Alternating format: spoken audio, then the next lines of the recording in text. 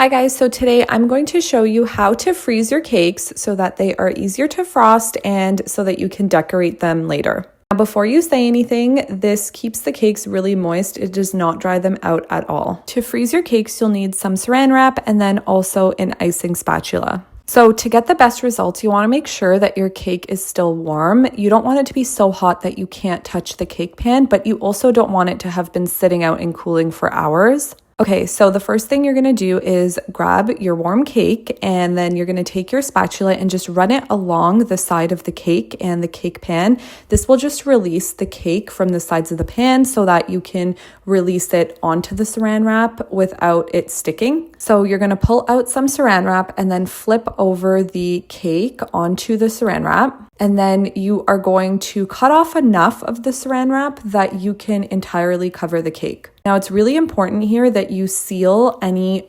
open edges and open parts of the cake. You don't want any of it exposed to the air. If you need to, you can use saran wrap twice just to make sure that everything is sealed.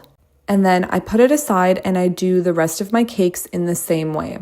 Now, something you may notice is that I didn't turn my cake around after I wrapped it up. What I like to do is keep the top of the cake face down. This is because typically my cakes have a little bit of a rounded shape when they bake up. So when I flip them upside down, like I did in the video, and I keep them that way, it allows for the top of my cakes to be flat, so I don't really have to trim or waste any cake. Instead, I'm just letting the warmth and the softness of the cake kind of shape it to be more flat. Now, another thing I want to mention is the reason I say that your cake should be warm is because that helps to keep the moisture in the cake.